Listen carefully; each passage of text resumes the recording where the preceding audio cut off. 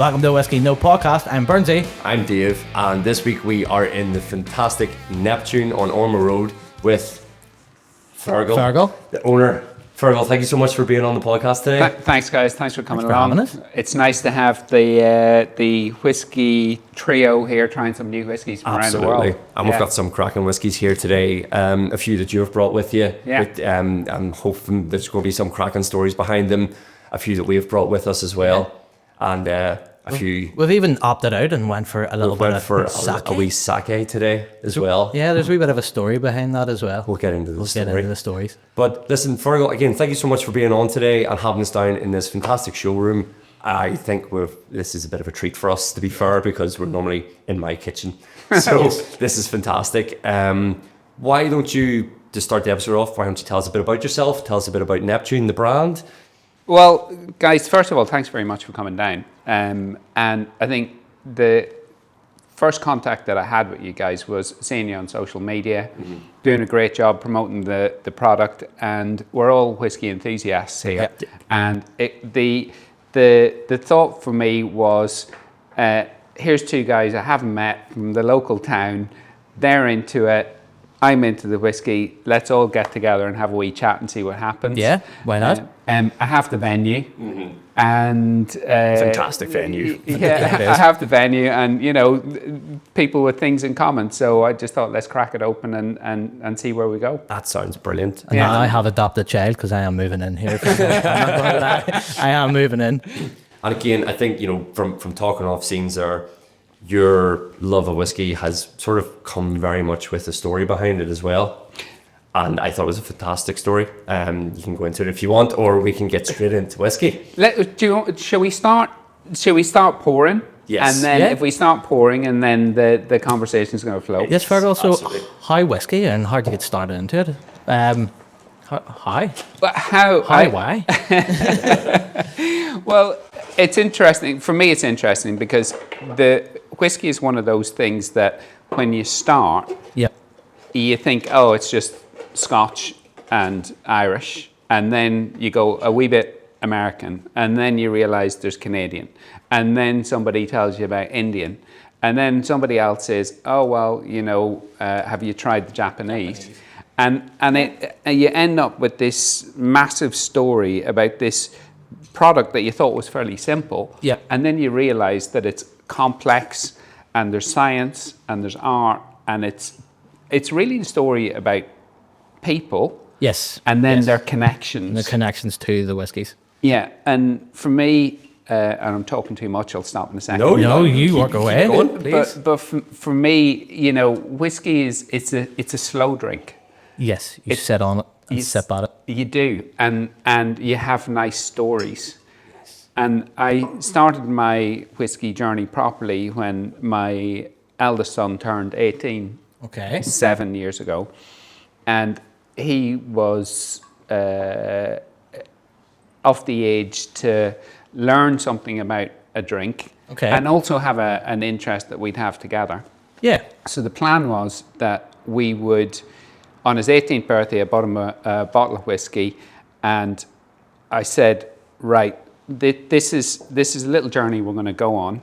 And here's what we're going to do. I'm going to buy you an unusual bottle of whiskey for every birthday and every Christmas. Brilliant. And he started buying the same for me now. And we have a deal. And the deal is that we have the first glass together in the bottle. And then he goes away and he has adventures and drinks. But we have to have the last glass together of the bottle as well.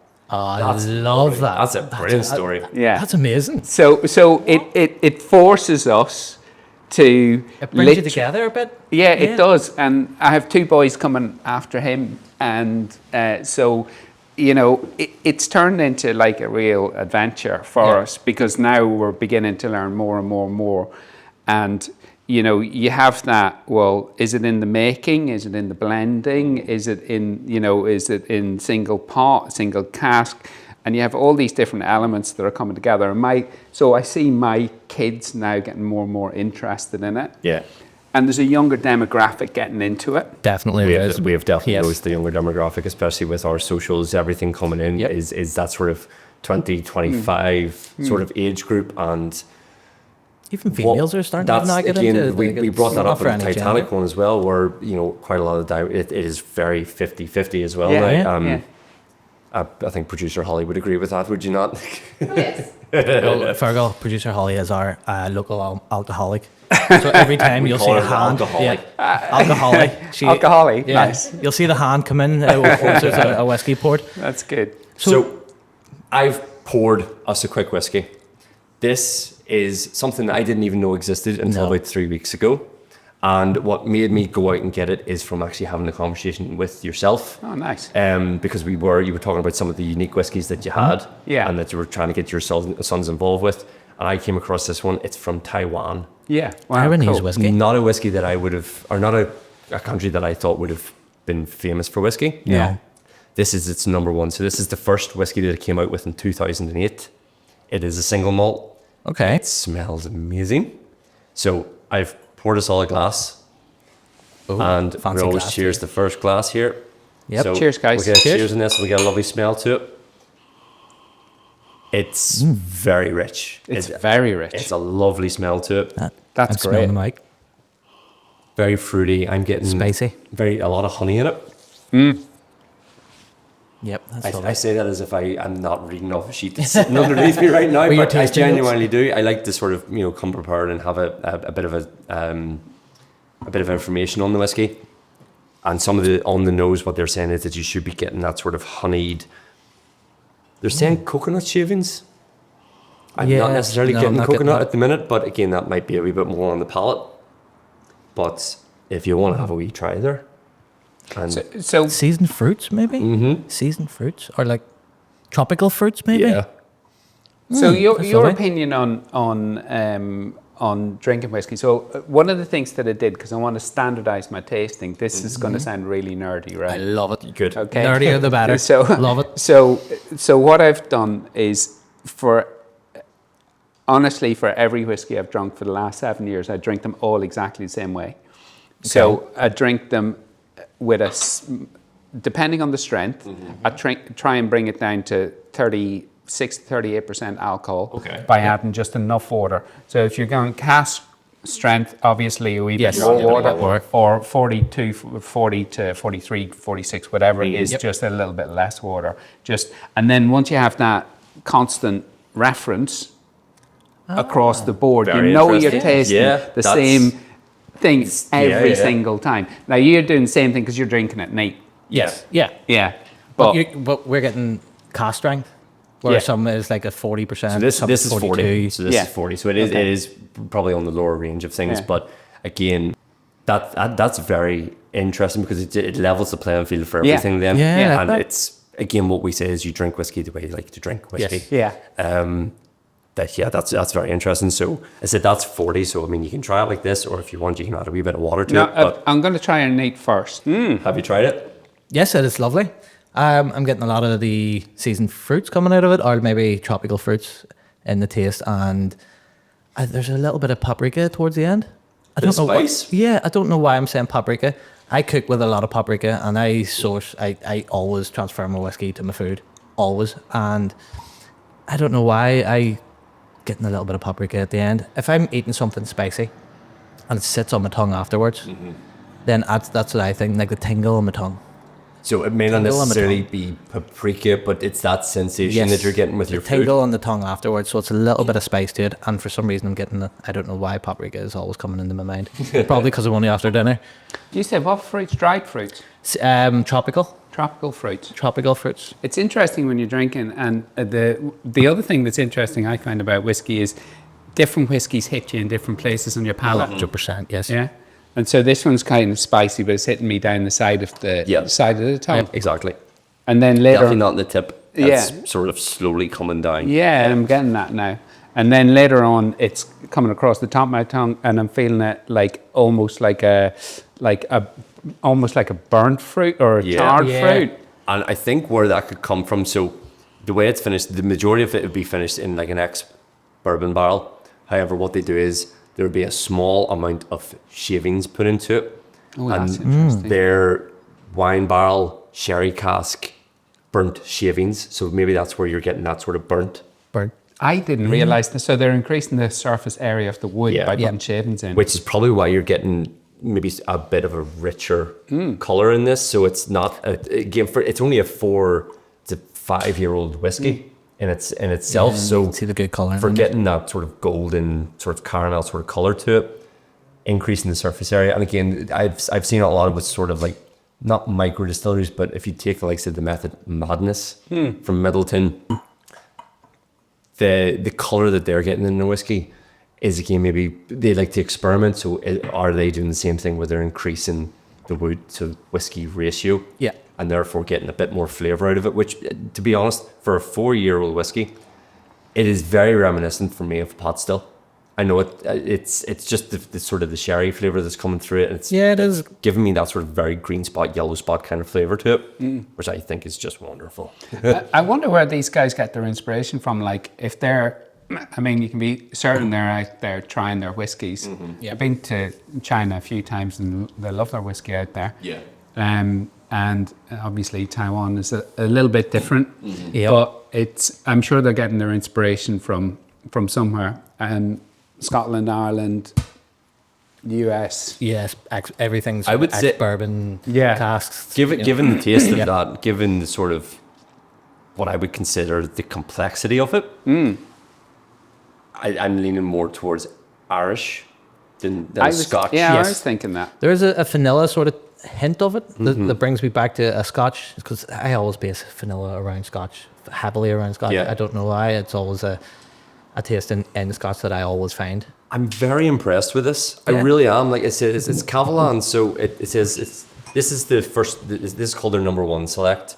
Let's have a look at the bottle there as well, and you can sort of open it up and have a smell. But It's a very luxurious looking bottle too. It is. it has a very complex taste. Like as you said, I've in previous episodes we've talked about Scotch where it's maybe only, or if we take the Redbreast, where I don't feel it lasted too long on the palate. It didn't linger. This is lasting very long on the palate. Like, I mean, I've still got it, but as you said, Fearghal, there's a lot of gorgeous bottle. Yeah, it really is. new flavors coming in as it reaches different parts and as it sits longer on the tongue as well. One of the things Damien Down in Titanic had said about suggested when you're trying whiskey is to take it, hold it for 5 seconds, and then take a deep breath in of oxygen to really let it fill up the entire palate. And that's what I did with that, and that's fantastic. It's Like, good whiskey. I could see this as, I don't even know if I would want to put that in a cocktail.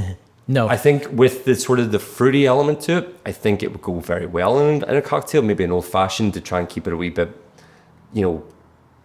simplistic. Yes, to keep the flavour off it Yeah, without yeah. hiding the flavour off Yes. it. Yeah. Because it stands up well enough by itself. Yeah, and all you're maybe introducing to, I mean, like when I do my old fashioned, I have maybe 5 or 6 drops of Angostura bitters. Maybe you peel that back a wee bit. Yeah. Maybe don't even put the orange peel in, or maybe put a little bit of orange zest into it. Have your maraschino cherry into it. I think, with a bit more, maybe hold back on the sugar and allow this to stand through it. Yeah. I think that's going to be something I'm going to have to try. Definitely for me, I don't know what you think, but I think it's a very spring summer-esque whiskey. Because it isn't too harsh, it doesn't burn as No. much, and I'm getting a lot of fruit out of Yeah. it. So I'm thinking spring, sort of, good weather, sit down and have a nice drink with it. The weather we've with the had weather today, we have, yeah. spring, I think that's sort of. Can I ask your price point? So that was £50. That's good. So That is good. Really not, it's not an entry level, No. but it's definitely in the sort of similar territory as your green spot, as your maybe Redbreast. Redbreast. Where I got it from Master of Malta. I don't think there's anywhere local that you can get it in sort of Northern Ireland, but few days and I think you can. I've seen Yeah? this in a few of the supermarkets. brilliant. Oh, Yeah, I think you can. So but you know what? If you received a present of that, Oh, I'd be very happy with you'd it. be really happy, wouldn't you? You would be. Like the whole presentation, the flavour and everything else, but the the bottle. presentation is Yeah. gorgeous. It comes in the lovely box as well. So Yeah. it's, again, I do love a boxed whiskey because it just fits into the shelf nice for me. Yeah. The one thing that I'm going to say, as everything's sort of dissipated, I'm still left with a very strong honey taste. Oh yeah, okay. Yeah. It's stayed for a couple of minutes there where that's just I don't know. Yeah. That has been that's really impressed me. I really like that, and the presentation of the bottle is fantastic as well. Same, I like the gold, like sort of muted gold box. Yeah. Because it gives the luxury, and you take that out of the box as well, and it's a luxury style bottle. Yeah. So it kind of goes with it. I do like that. You know, when I saw this, because do you want me to mention the supermarket? That Go it's for in? it, yeah, absolutely. So this is in Sainsbury's up in Fireside. Is it? Yeah, honestly. And when I saw the name Kavalan, it sounded sort of Celtic. Yeah. And it was, Yeah, I think it was next to some of the Scotch. And I just thought, it's another bottle of Scotch. So I never picked it up. No, and they have quite a few different bottles that this would be their entry level bottle. Yeah, So yeah. from this, it goes into the 70, 75, 80, Yeah. 90. There's a few for around 120. If that's where it's starting, Yeah. I think it can only get Yeah. better. I'd love to see. I'd love to see their high end stuff. I'm going to quickly nip off here and give producer Holly a wee snip because We'll try you're some. very far away, so I think it's only fair that you get to try that. We'll try. Honey is sitting there. I'm loving that. Do you want to? We'll try this next. Has this just knocked the green spot off the top level for me? Has it? I think it might have. Really? I'm not joking. I really, really think it has. So is Green Spot your number one then? It's my number one. It's your go-to? Yep. Do you have a number one? I have to... Your go-to. Well, I have to say, I like an easy, everyday, light whiskey that's very accessible. I am not pretentious about whiskey at all. Yep. It just has to taste nice and the kind of thing that you'll open and open with your friends and have a few drinks. So credit where it's due. One of you guys brought this, but honestly, this is one of my favorites. Really? Yeah, honestly, Toki Suntory, you cannot beat it, I think, for an everyday drinking whiskey. Sipping, just there by yourself, have one or two glasses in an evening. Maybe overfill them slightly, so in your head you're only having 2 glasses, but in fact you're actually having 4. But no, that I like that idea. Yeah, that's one of my favourites. No, I promise. I've only had 2 glasses. I promise. I'm not drunk. Glasses. Not drunk. I don't know what you're talking about. Yeah. Definitely. I'd say when I've talked about this in the podcast before. During my wedding, we had whiskey very heavily involved in the ceremony. Absolutely. To the point where I think that the joke was that the wedding should have been endorsed by Bushmills. Yeah, it really. Because we started the morning with Bushmills. We had Bushmills Millennium Malt in the ceremony, and it kept going.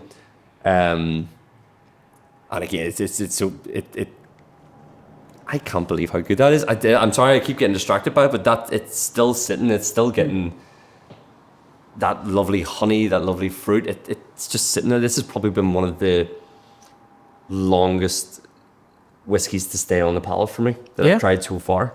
Hasn't dried out my mouth, which again, Scotch and some Irish whiskies normally do for me. Yes, I know that's a sort of pet peeve of yours. It's something that we have spoke about in a lot of our episodes. How do you feel about peat?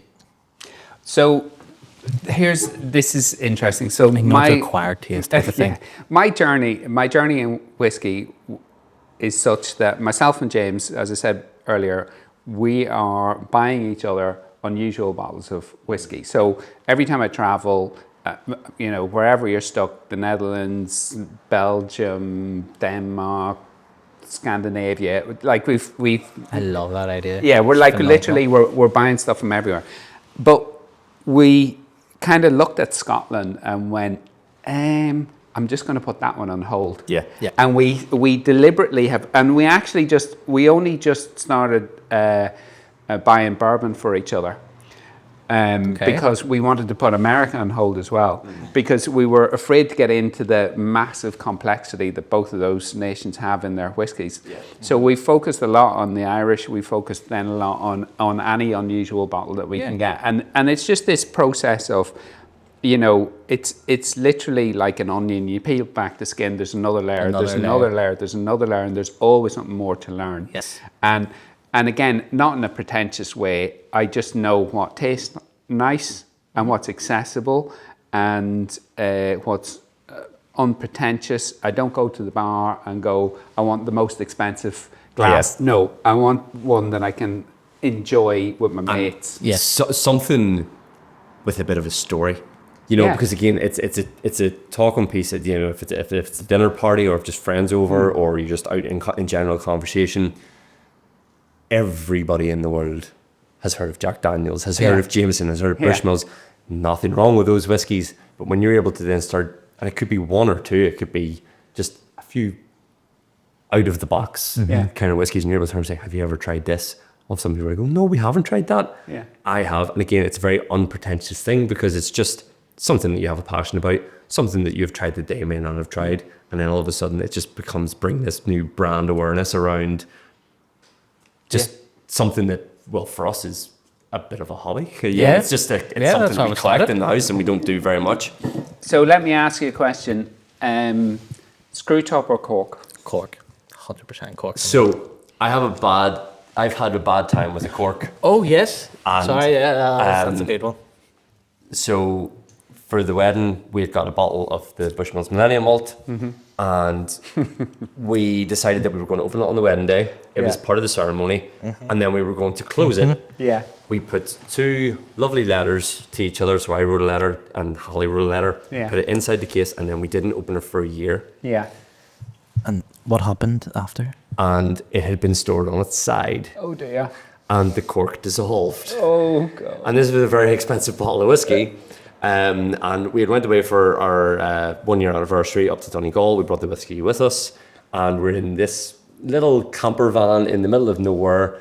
No way of being able to store the contents of this bottle of whiskey.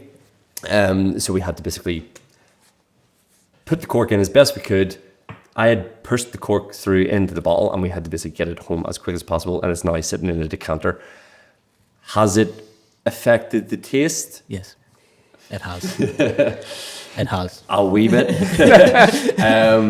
Not as much to the point where I'm not angry about it anymore. Yeah. So to me, cork, fantastic, gives you a lovely, Yeah.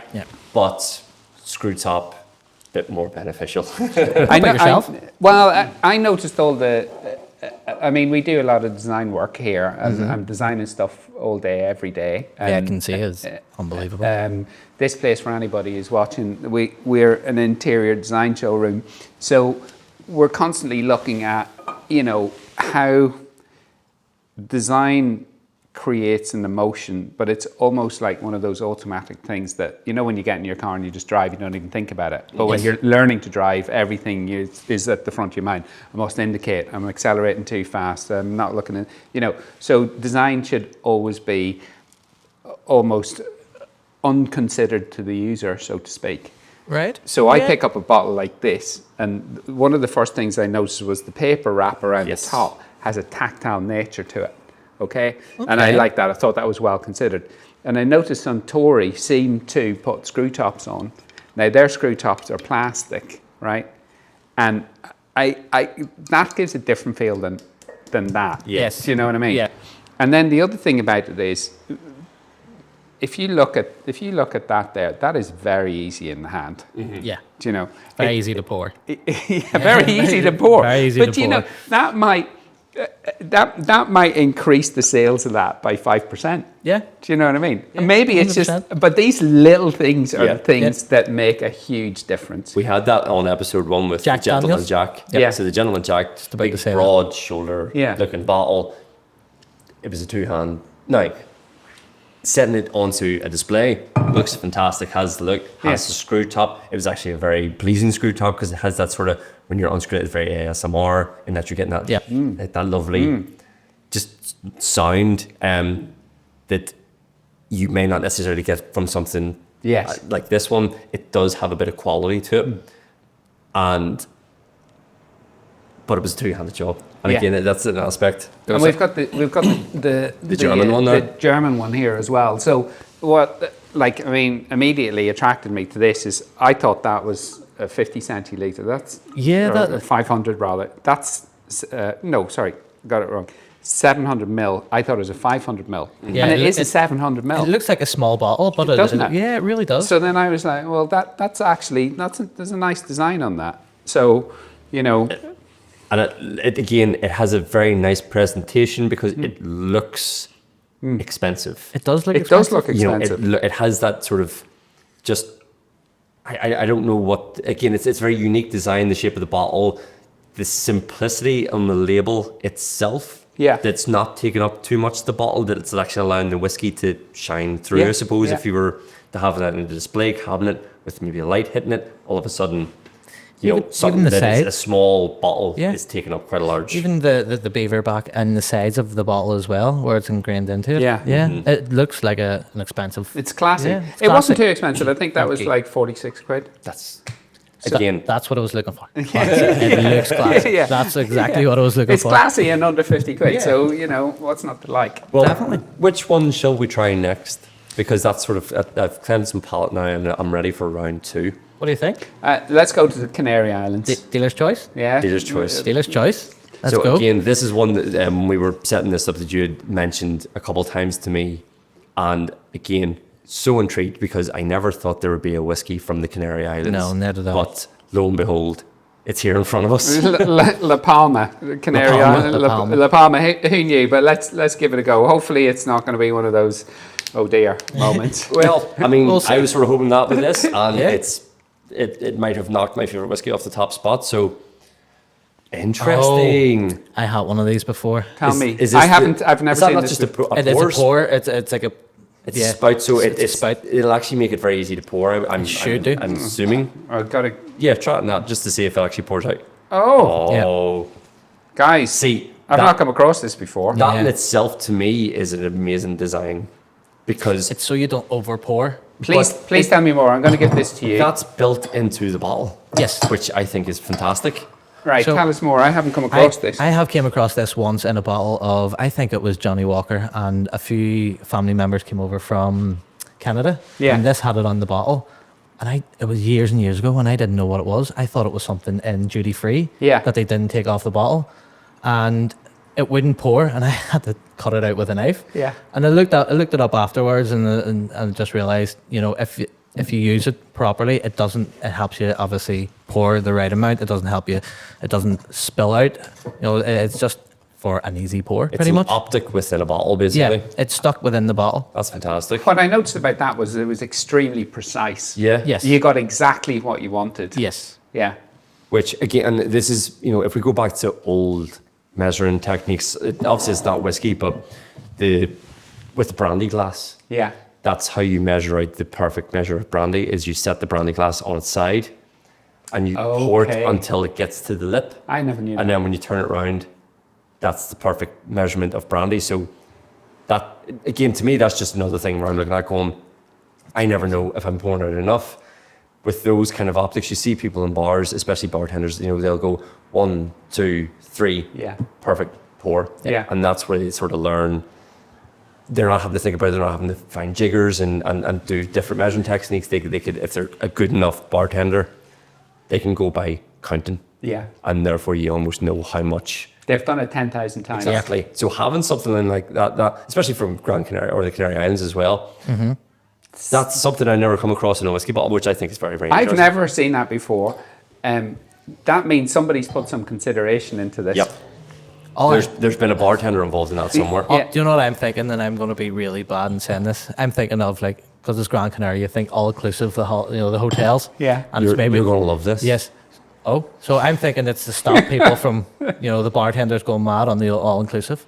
What's the first thing you smell when you drink? You smell that? Oh, Is that a bit of peat? That's a bit of peat. That's a bit of peat. So we're maybe getting into closer to a Scotch whiskey now. yeah. Very interesting. Not a lot of peat. Just a hint of smoke. Mm-hmm. Like we barbecue. We barbecue on the beach. It actually smells lovely. It does.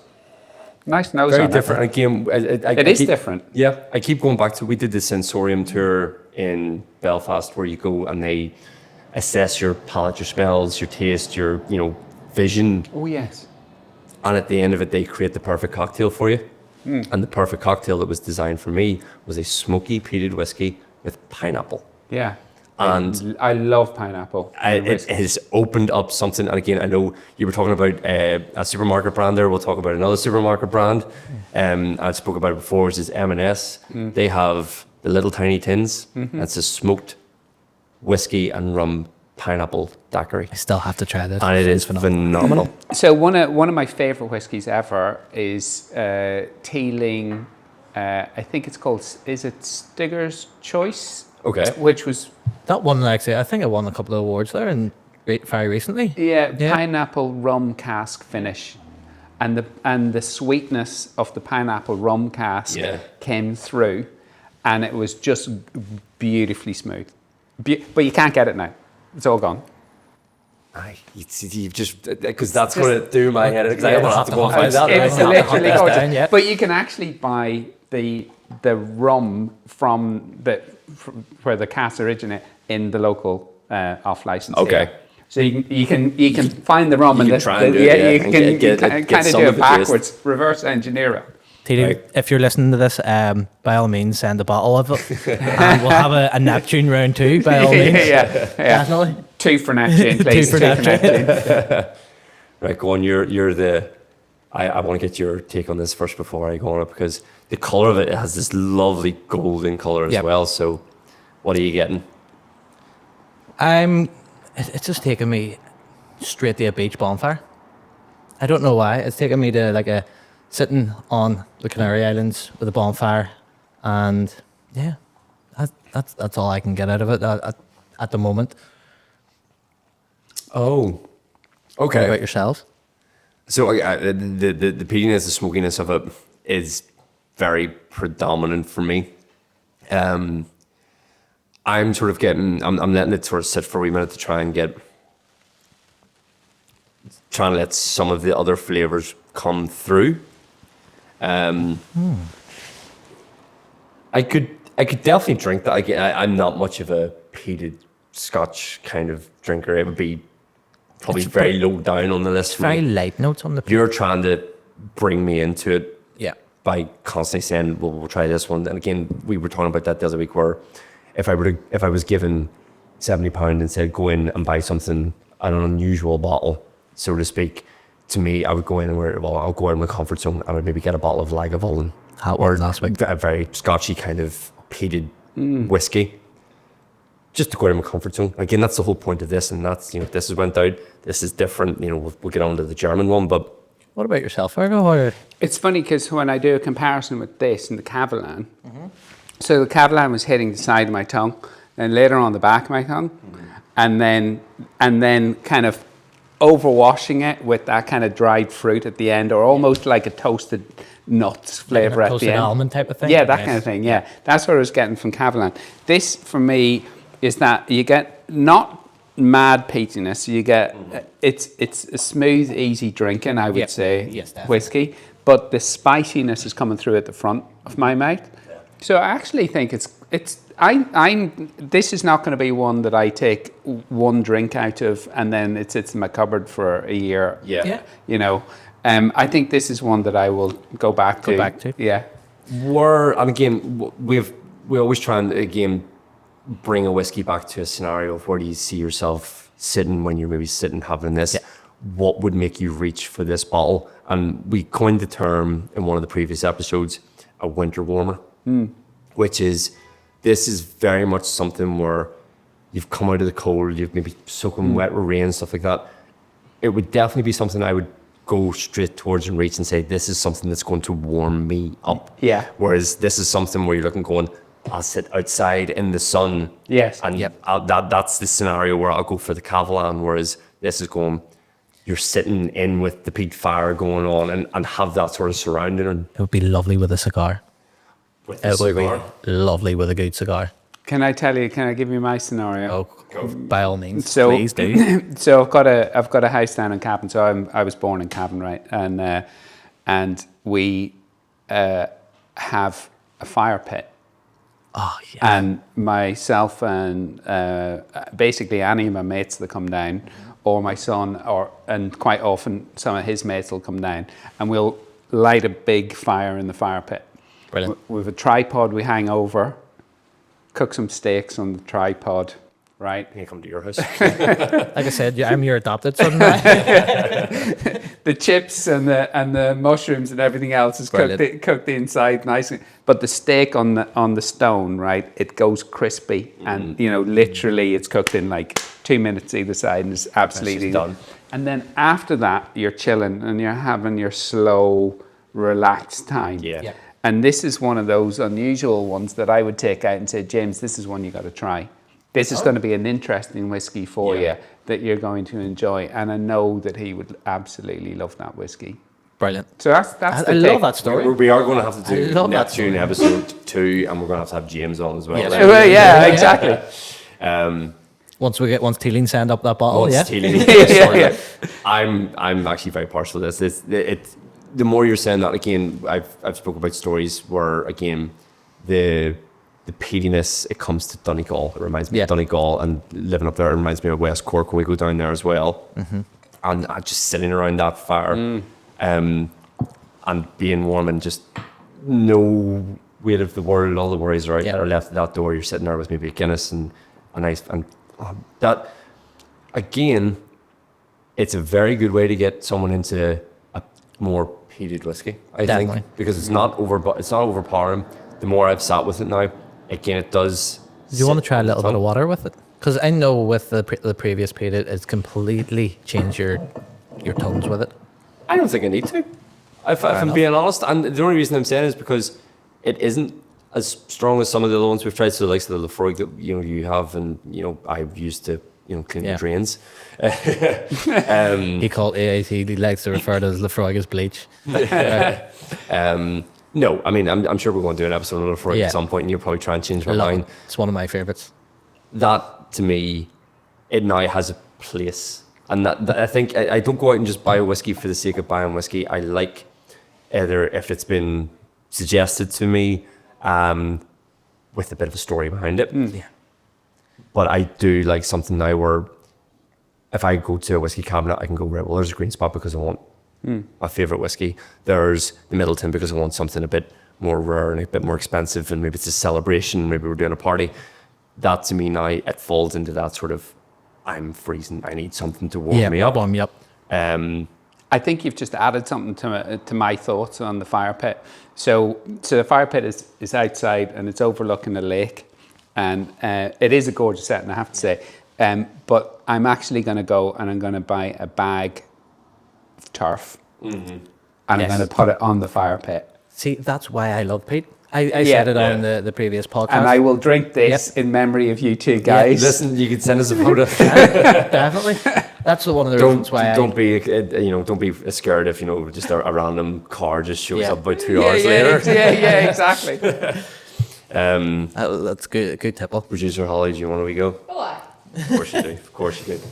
Oh, you never know. So, I love peated scotches or peated whiskies.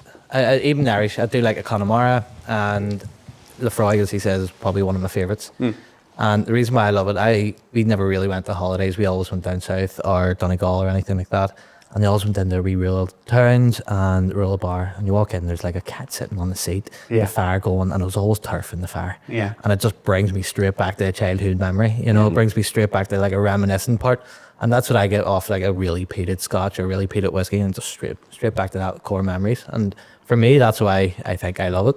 You guys were talking about Letterkenny. Do you know the cottage pub in Letterkenny? Been there. It's a real studenty pub. I went there. Is that where we went for my stag? It's up in the middle of the town. Yes. Yeah. Yes, we've been a few Big times. fire. But it could be 30 degrees outside. Yes. Still the fire. So you might have fond memories of that. I don't have fond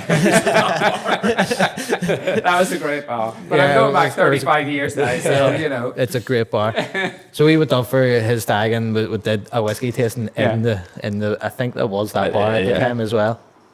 And again, we tried out a few lovely whiskies, and then I'm not going to divulge any further information. Let's just say I was scarred for life. How we breadstick. The one great thing, it'll be interesting to see how far these podcasts go, but worldwide. But one of the great things about Ireland is we still have those family-run pubs Yes. in wee villages. Yeah. Where, and there's one. It's recently shut down. It was in my local town in Cavan, and the lady behind the bar must have been 86. Right. Like she must have been 86. Just makes you feel like home, doesn't Oh, it? it was really like does. it was literally like going into this lady's, best living room, or good room. Do you know the good room with the carpet on the floor and everything? Yeah. And everybody got in, and almost no music because the music itself was the conversation that was taking place in the pub. Do you know what I mean? And we still have that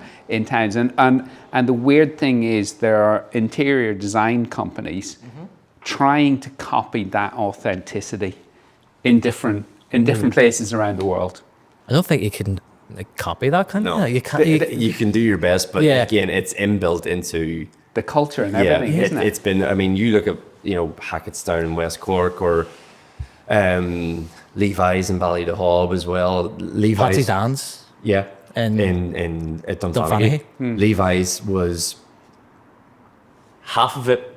So you're talking probably no bigger than the space we're in now. One half was a shop, and you're That's talking. how it was done. And the back other then. half was a bar. Yeah. It was run by two sisters, and they ran it until late into the 90s. I think they've both passed away, but I think it's still run by the family. But in Ballydehob, believe it or not, this little tiny village in West Cork, there used to be a Michelin star restaurant in it. Wow. And what would happen is you would go over, you would confirm your reservation with the girl who owned thing, but before you were allowed to sit down at your table, you had to go across to Levi's to buy a drink. Brilliant. And that was not a deal or anything like that. It wasn't anything that she had sort of set up. It was just, you need to give back to the local community. So you went across, you had your pint in Levi's, and then she came across, got you, and then you were sat at your table. Isn't that awesome? And I want to get in the car and drive 6 hours now. Yep. the restaurant isn't there anymore. I but- won't. Trust me, I won't. But Levi's is still there, and we were down there in January. We were down last September, and every time, and it's this little tiny bar, but some amazing musical artists come down to play this little tiny bar. Like, I'm trying to remember. They have autographs from Steve Jobs. They have, Clinton. I think he signed something. Yeah. But it's people who have been. So Clinton has been in this bar, and he's written a letter to them about this bar, and it has the the Oval Office, the stamp, isn't it, as well? It's crazy. Presidential stamp. The presidential seal. Yeah, it's. There's something as well about the late Queen. She had a tour of Ireland before I think she wore the crown, and I think there is something in the bar. How interesting. Yeah. But I'll tell you another thing about Bill Clinton. So he obviously likes his whiskey. There's a many years ago when I worked in IT, I used to have to travel to China a lot. And there's a place in Shanghai on the waterfront, and it's called the Bund. Okay, and it's just like a promenade beside the river, right?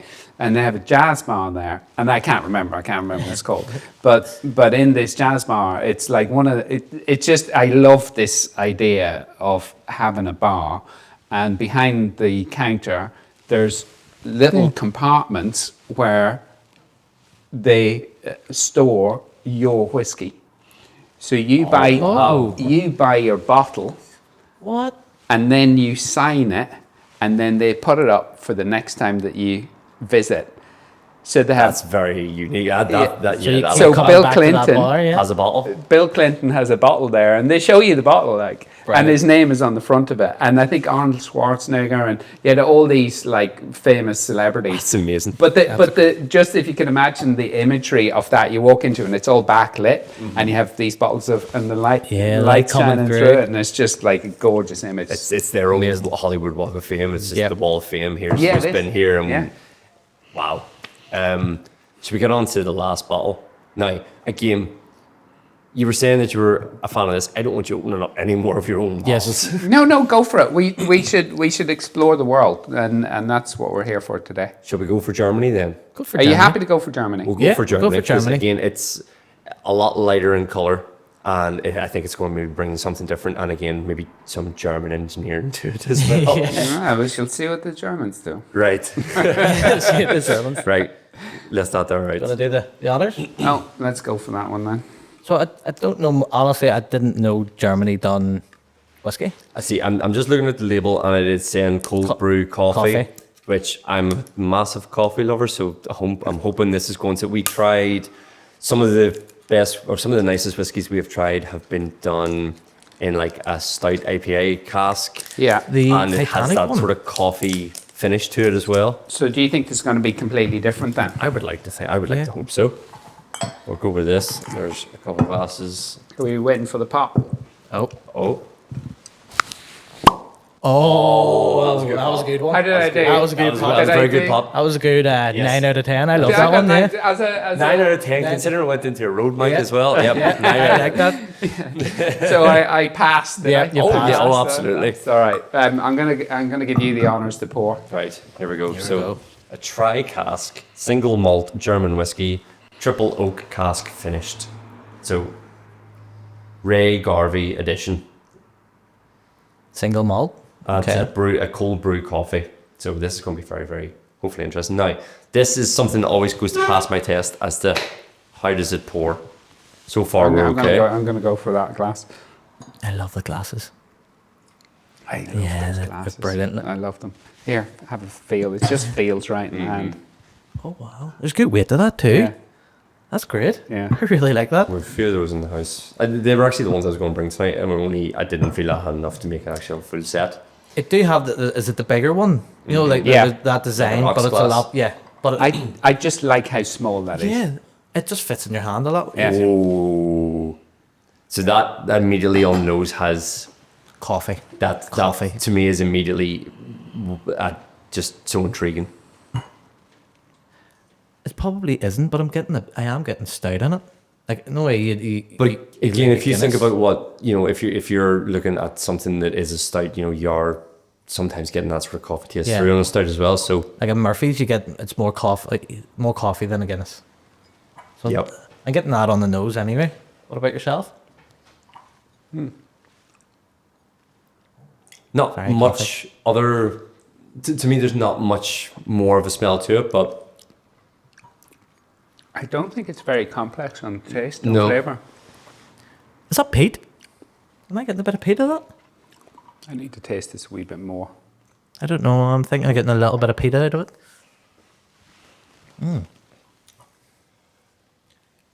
What do you think? So how did you come across this? Have you done me asking? I literally went to the off license today, and I Brilliant. and by so many things you're attracted by bottle. by the bottle and the look of it, and you think, well, that was 46 quid.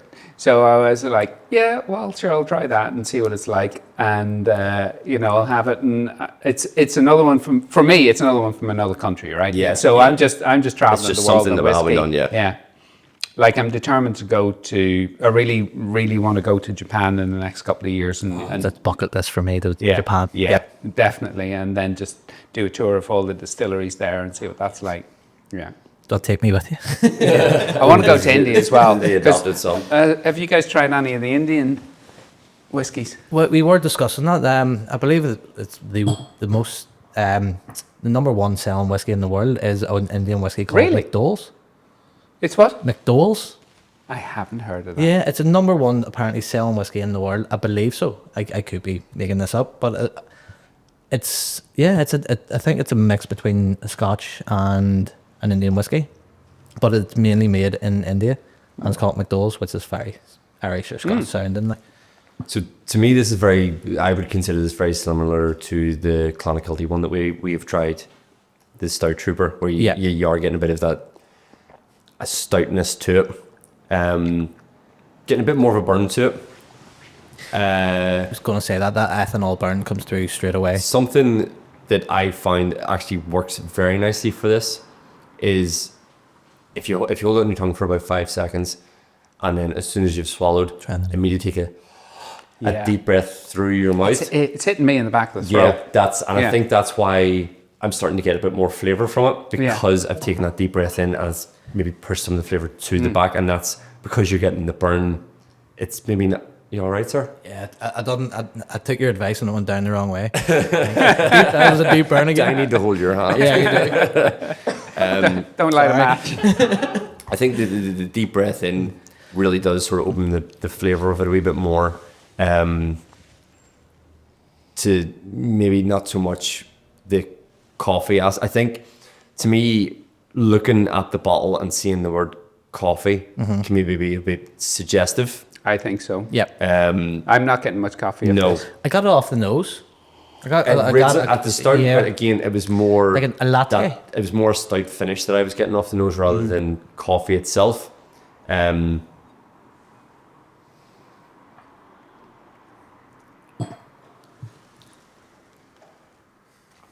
I don't know. There isn't much, as you stated, there isn't much complexity to it. It's not staying on the tongue very long, as you said. It's straight to the back of the throat, and you're getting a lot of the taste at the very end of it. Are we saying this is more of a light cocktail whiskey? Yes. Yeah. Yes. I think it's something that, because again, it's something I wanted to experiment with, and it's instead of going for the espresso martini. That's what I would have. I would want to immediately see went if I for. can make an espresso martini with a whiskey, and this I think could lend itself very well to it. It's very slight. It's not overpowering. No. Um, Do we think it's value for the price point?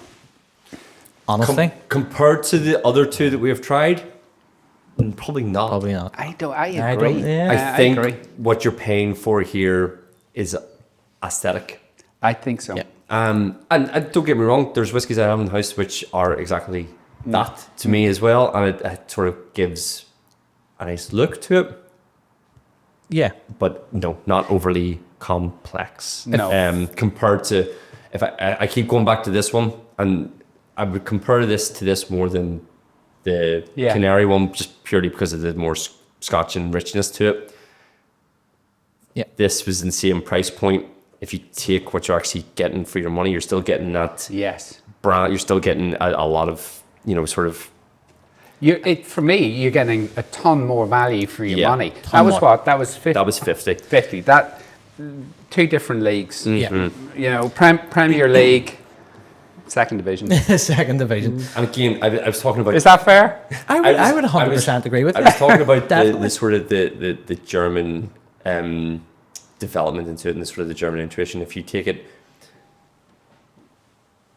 if they were both German, You were thinking of like the engineering in Germany. is one going to be Seat and one's going to be VW? Yes. You know what I mean? It's like, so they're both the same car, Yeah. but one's branded a wee bit differently. Yeah. And is this your VW, or you're getting that, or maybe Audi to VW? You're adding that extra price point to it, but you're getting the same car. Yeah. But I actually think you're getting more out of this, because with I judged this back on a Seat Axio I used to own, and That's an Audi A4. it was an Audi A4, but interior wise, you had the leather, you had all the electronics, everything was top of the range in it, and to get the same quality in an Audi, Yeah. you were going to be paying Yeah. a lot more money Premium for it. price Yeah. for the same badge on Whereas the front. you're getting more in this for the same price. Yeah. Yeah. Like, I think you're just getting a lot more in this for the same price. I think you're getting a lot more in this for the kind of price that it came in out as. I think this, you're getting the looks and the tri-cask and the coffee. They've thrown a lot of sort of maybe buzzwords into it to try and. I think they're bring being into very, it. very precise in the Ger- branding. the German engineering. Yeah, The you can see that in the design. Everything is precisely done and very well executed. Yep. It's just that the liquid in the bottle doesn't live up Yeah. to The marketing and the branding, maybe. impression that you get. 100% agree with you. For the price point, I recently got, it was the Glenalg E12, and that's I think that was around the same sort of price point, of between 45 to maybe £60, depending on whether you can get it delivered. Yeah. And it was absolutely phenomenal. Wow. Absolutely Probably one phenomenal. of the best. But again, it was one of those ones where it's like Yeah. it's where it was And hitting on the top spot for me.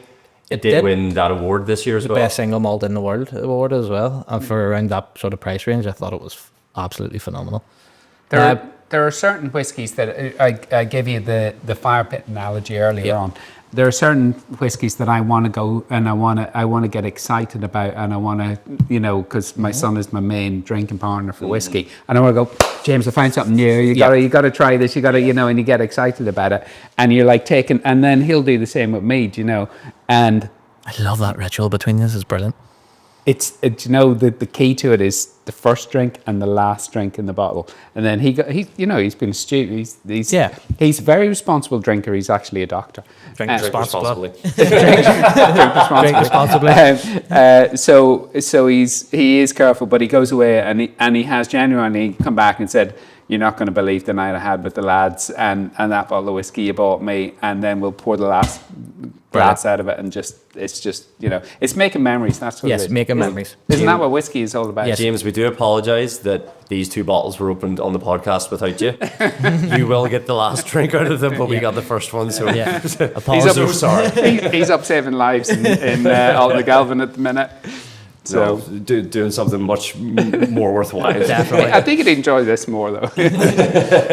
Well, we'll finish it with a sake. Oh yeah, So- awesome. Gives a few of them glasses down Hulls. I kind of need 1 too, Hulls, if possible. You can get that open. No, you definitely need the combination here for this. Yeah, we're fine. So this has a little weird story. And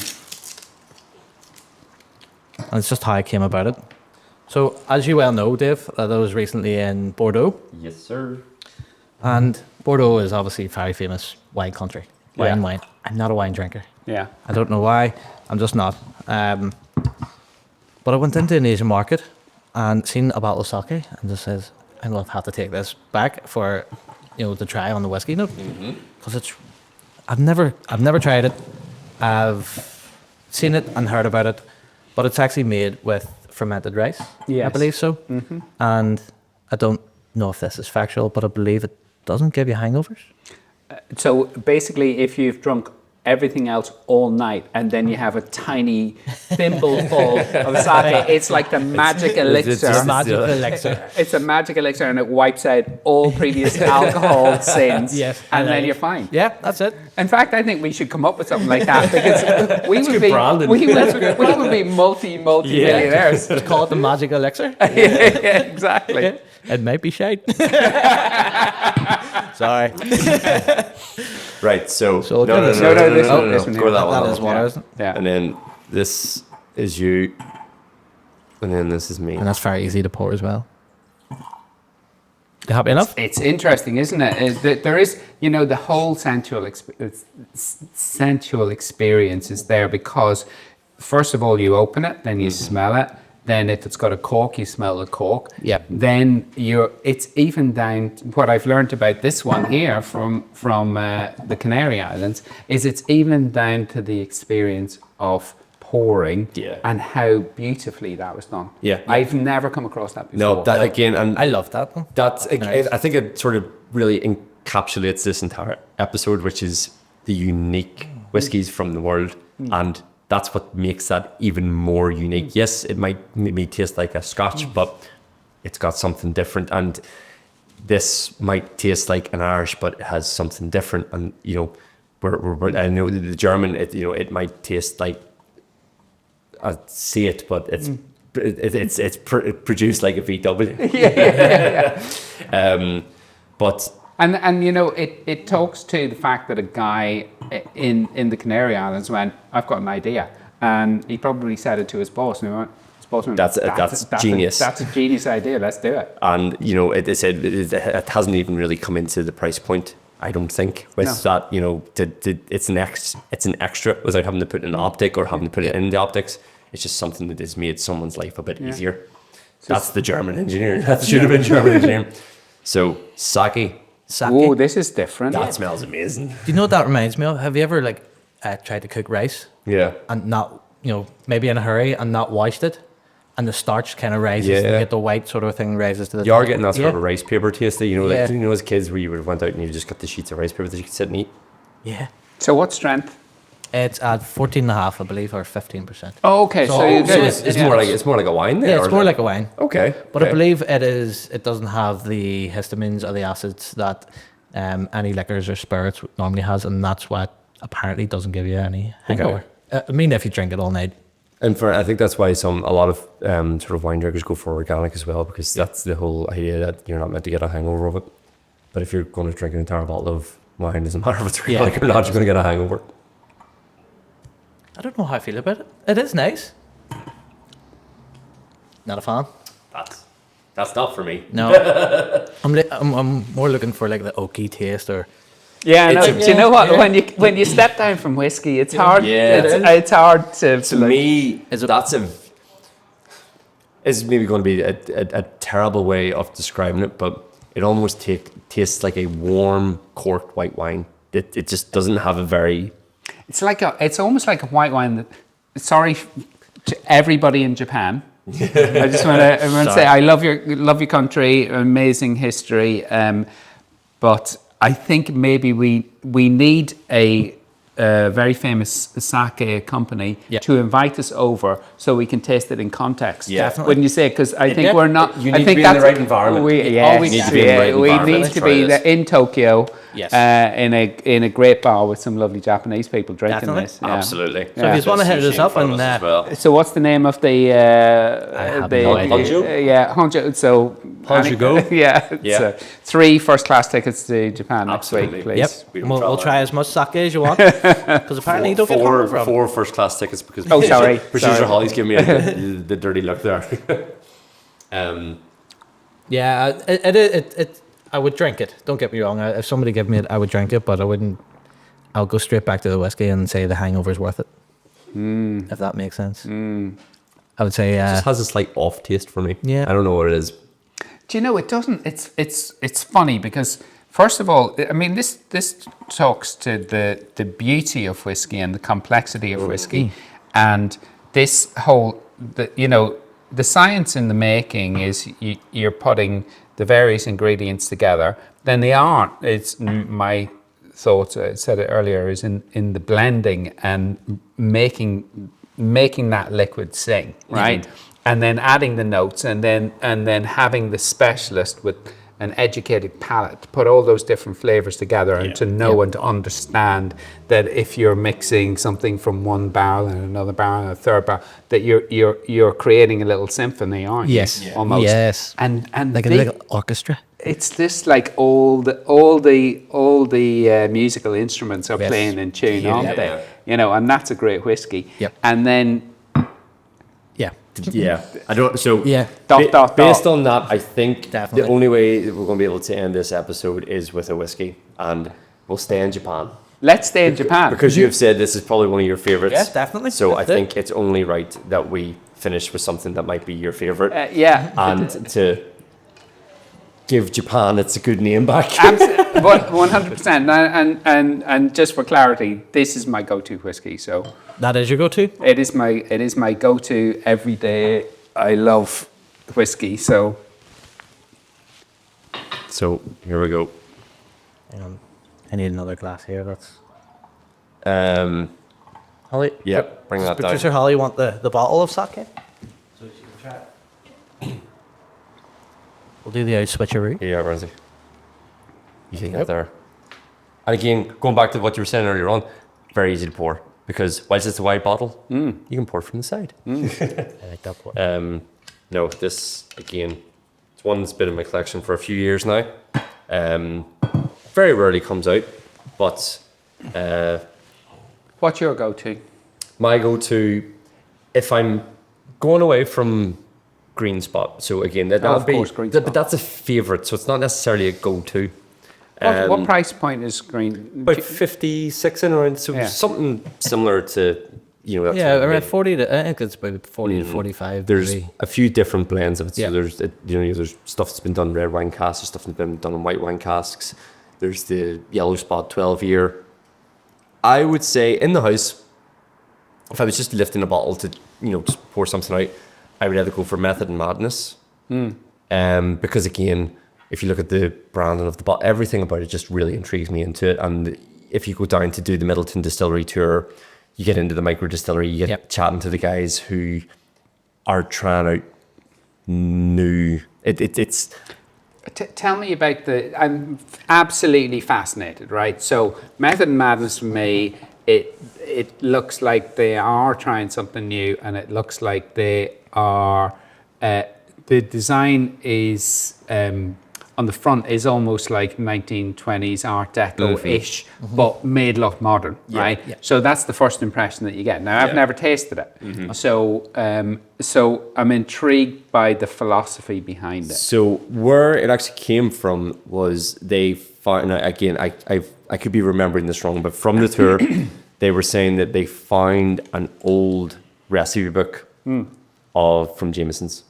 And what they did was they started going back, looking at old recipes, and they created this micro distillery, not to break the mold and recreate the wheel, but to start looking at what branch out new innovations can we bring in to maybe add something new to whiskey, bring something new to whiskey. So you'll have seen it's. I don't know how to describe what they do.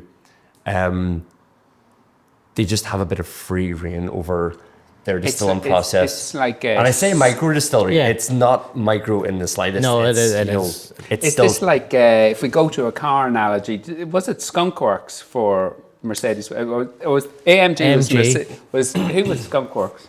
Skunk Works, I believe, was a aftermarket for Japanese. Was it? Yeah. Yeah, I can't remember who it was, but somebody so super was super it Toyota and if you go Toyota and Lexus. Yeah. So Toyota is the big giant brand, and then Toyota basically decided that they wanted, and again, it brings it back to Japanese as well. Toyota decided that they wanted to try and get into the American market, but they couldn't get into the American market with their Toyota. Yeah. So they invented Lexus, and that's where Lexus comes Do from. you know what I'm thinking of now? When we're taking it back to Seat, like Cupra. Yeah. Like Cupra branching away from Seat and designing their own cars and designing their own thing and going, I want to do my own thing here. I'm getting free reign of my design, getting free reign of everything. I want the, Cupra breaking away from that mold and just designing their own thing. Yeah. That's what I sort of pick up from Cars it. are a good analogy, aren't Yeah. Yeah. I was big car heads. I'm surprised you've never stumbled across this sooner, because you're a huge car fan. Actually, I'm a proper car nerd. Not mixing, but whiskey and cars. Yes. All right, it's we're hitting all the notes. As long as you don't mix one with the other thing. Okay. Yeah. Listen, Fearghal, thank you so much for having us down. It's Absolute been pleasure. wonderful. Probably one of the most enjoyable episodes we've had so far. Lovely venue, lovely whiskies, amazing stories that go with everything. And I think that's what makes this podcast what it is the stories that we can bring with whiskey. Looking forward to everything you're going to be doing in the future. Looking forward to being involved even more, having you on a few more times, and, maybe coming down maybe next year, whatever it is, if we become a bit more popular, look at doing events, whatever it is. But Podcast at the Fire Pit. Podcast at the Fire Pit. Yeah, we'll go down to Kavalan. Yeah, absolutely. A couple of steaks. I think we should definitely do a podcast of the Fire Pit. 100%. You guys will enjoy it. I think we're all up for that. Yep, podcast at the Fire Pit. But yes, thank you so much for being on. Yep, Pleasure having you. And thank you guys. I just want to say, from me, every day, honestly, is a learning day, a school day, and I've learned a lot tonight, and it's been great. Your knowledge of the product is awesome, and the way you're describing it and making it accessible without making it pretentious. Too many people make whiskey a pretentious thing. We need to open it up for a younger audience. Definitely. And you guys are definitely flying the flag, so cheers. Cheers. Sláinte. Sláinte. Cheers, guys. See you in the next episode.